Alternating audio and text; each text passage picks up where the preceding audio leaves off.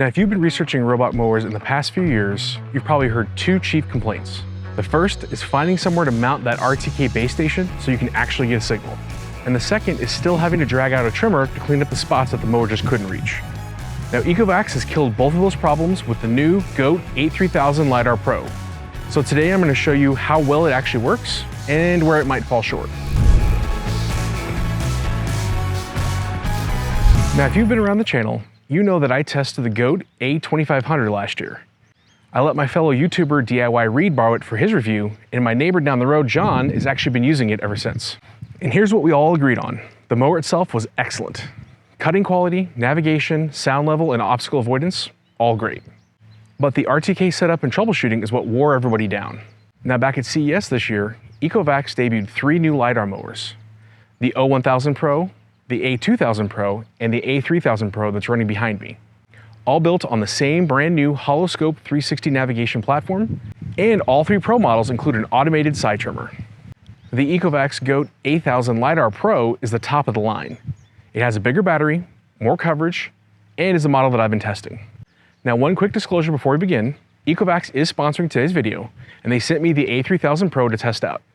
But as always, what you're going to hear today is my honest take after actually living with it for a few weeks. You can check out more details on how I work with brands down in the description. So let's start off with the first pain point, the RTK station. If you've never set one up, here's a short version. RTK-based mowers rely on a base station with an antenna that has to see the sky. The mower and the base station both have to see a large number of the same satellites at the same time to correct the position accurately. So if the mower drives behind a big tree or under an overhang and loses sight of those satellites, your accuracy will drop. So in the best case, you get the placement close and the mower works fine out of the box. In the worst case, you've got dead zones, the mower stops mid-task, or it wanders where it shouldn't be. And that's not a one-time problem. Trees will grow, seasons change, and elements mess with GPS. So one day it could just stop working, or you start having weird problems. Ecovacs' fix to this is what they call HoloScope 360. It's a 360-degree LiDAR that sits on top of the robot, and a 3D time-of-flight sensor up in the front. All that along with an AI-powered camera. No antennas, no base stations to mount, no rooftop dead zones. And because it's LiDAR, it doesn't really care about lighting, and it works just as well in the dark. But you do lose out on a few things. And because there's no boundary wires to lay and no antenna to mount, Ecovacs calls this instant setup. I will say setup was genuinely fast. You unbox it, drop the dock, walk through the app, and either auto or manually map your yard. Because auto mapping is both the feature that sells the mower and where you need to manage your expectations. The auto mapping works by using the onboard cameras to detect the contrast between the grass and whatever is outside the lawn. When this contrast is strong, sidewalks, curbs, driveways, paver edges, or fences, it works fantastic. It'll trace those boundaries quickly and accurately, and save you a lot of manual work. When I did my backyard back here, it did the entire fence line all by itself. I had to do nothing. It was pretty awesome. But one quick tip from working with this for a while, auto mapping works noticeably better on a shorter, recently mowed lawn. Long grass can sometimes pop up in front of the camera and cause it to think it's an object to detect. So if you can knock down your lawn with just a little bit of a traditional mowing job before you do the initial mapping, you'll get a lot cleaner results. Now, where it does struggle is low contrast areas. Flower beds with mulch that's similar color to dried grass, or dead areas.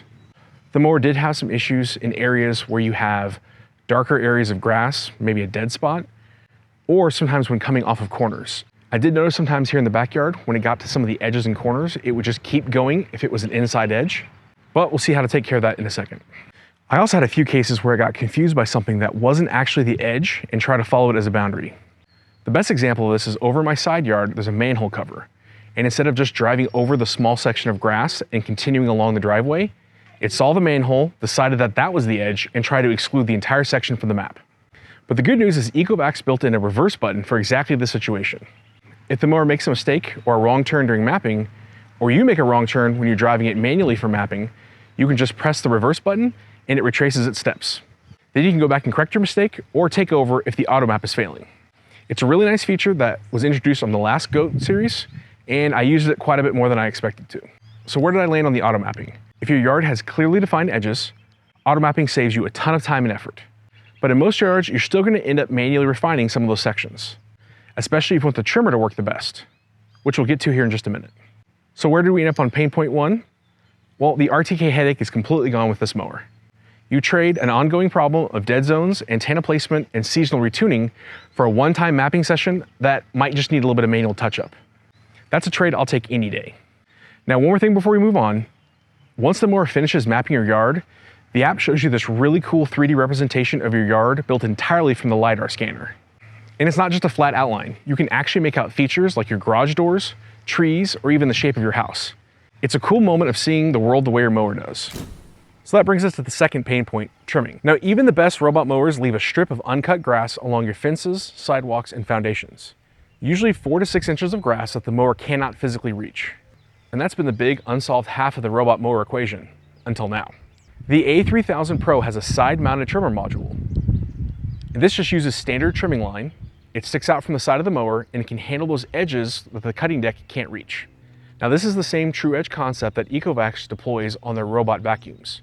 This cleans baseboards and under areas where the robot cannot physically touch. Now, they've applied that to the outdoors with fences, sidewalks, and foundations. The onboard camera distinguishes grass from hard surfaces. So for passable edges like sidewalks, it rides over and cuts right up to the line. For unpassable edges, like the fence, the trimmer can handle it. So of course, the big question is, does it actually work? And here's where I have to give you the most yes but of this entire video. When it works, it works. Watching it trim a fence line autonomously is genuinely impressive. That's a job that I've done by hand for years, and the mower handled it without me having to touch a thing. But there are a few caveats that you need to know before you jump in and spend the money. First, if you rely on the auto mapping, the trimmer might not get close enough to the edge to be fully effective. The auto-generated boundary sits a little inside the actual edge in some surfaces, which means when the trimmer's running, it's not always reaching the grass that's needed to be trimmed in the first place. So to get the trimmer to really earn its keep, you need to manually refine your boundaries first. But once I did that, the edges work a lot better, and it seems to trim almost everything I need it to. But this will probably take most of the season to get perfected. There's also one quirk that's worth noting if you got a yard with internal divisions like a fence. I have a section of my backyard that's separated by a metal fence, and when I auto-mapped it, the mower merged it together with the side yard into one single zone. My first instinct was just to split the zone with a single dividing line, either by drawing it in the app or driving the mower along it. That works for keeping the mower on the correct side of the fence, but that new line won't show up as a trimmable edge, so the mower won't actually trim along either side of it.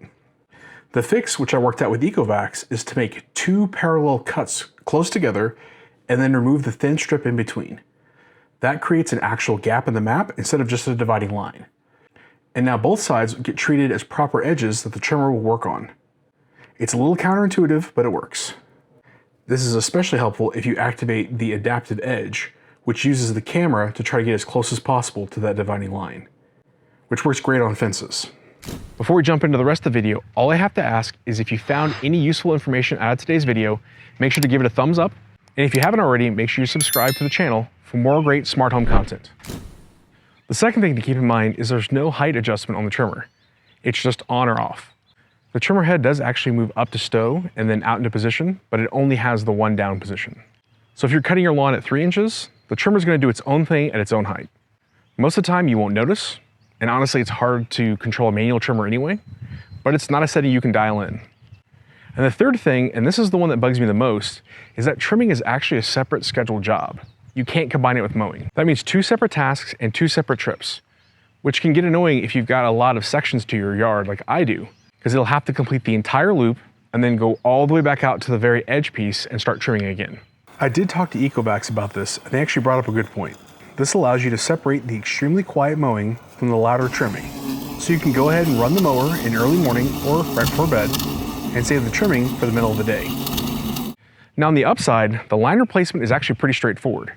Any standard trimmer line works, or Ecovacs sells pre-spooled packs for around 16 bucks. So what's the verdict on pain point 2? Well, it's mostly solved, with a few caveats. If you're willing to really take the time to redefine your boundaries, and you remember to schedule your trimming separately, then you can genuinely retire your manual trimmer for most of your yard. And for me, that's a big deal, because I've got a lot of fence line and a lot of sidewalks. But out of the box, it's not as really a set it and forget it as you'd want, but it's still a pretty cool feature. So outside of the 2 big pain points, there are a few more things worth covering before you decide if this mower is right for you. This runs on their 32-volt platform with dual staggered blade discs that covers roughly 4,300 square feet per hour. Most robot mowers run on 18 volts or less, which is fine for short manicured grass, but it struggles when it hits anything dense or overgrown.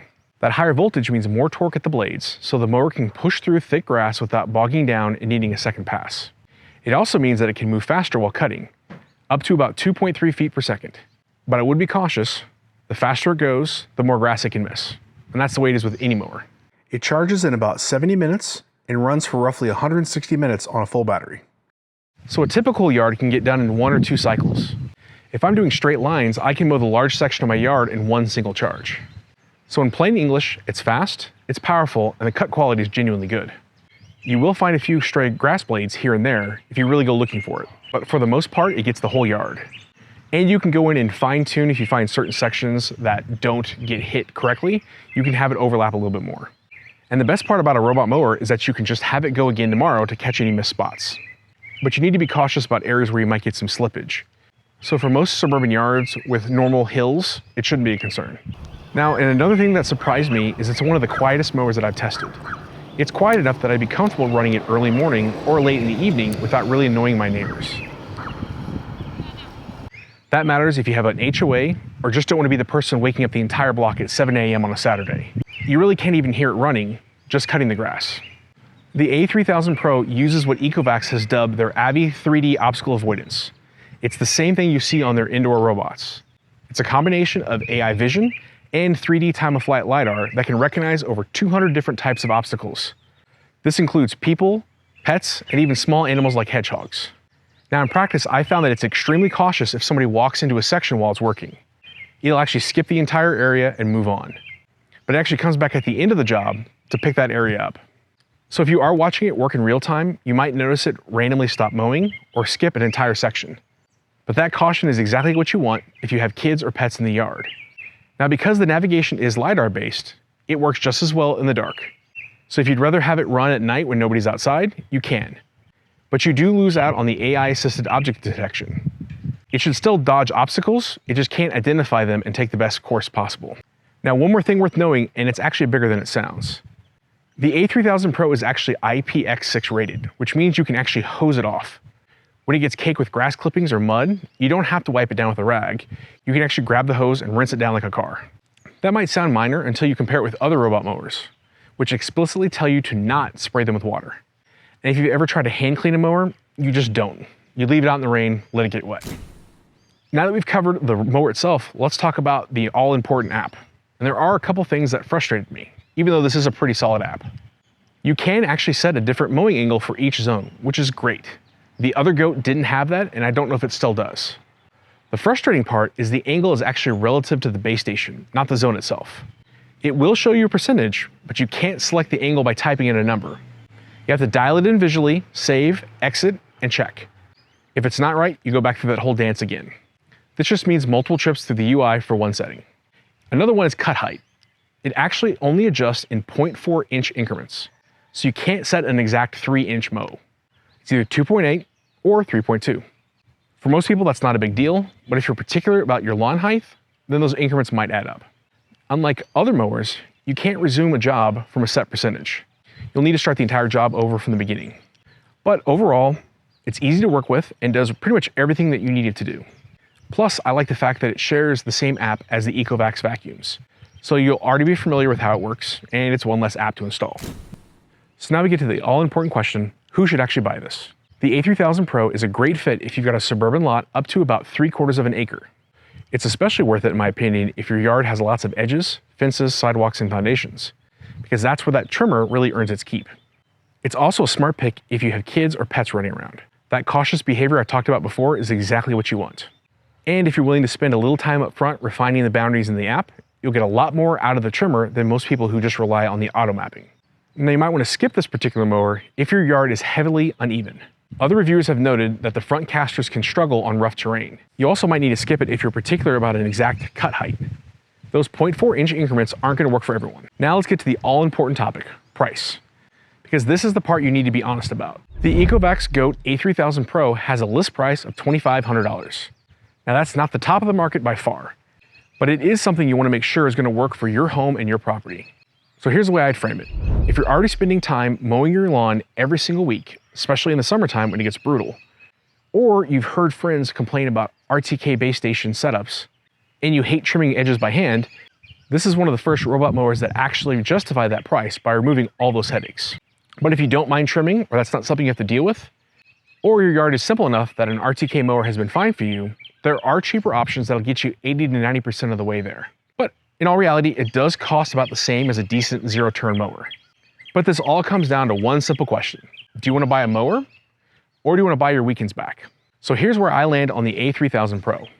Two of the biggest pain points in robot mowing, the RTK station setup and the manual edge trimming, are genuinely addressed here. Setup is solved cleanly. It really is one of the easiest mowers that I've ever set up. And trimming for the most part is solved, with those few caveats. But for most suburban homeowners, that's a real step forward. I'm gonna keep running this mower through its paces for the rest of the season and come back with a long-term update in a few months, along with all those other mowers I'm testing this summer. Because a trade show demo or a few weeks testing can only show you so much. The real test is how it holds up over a full mowing season.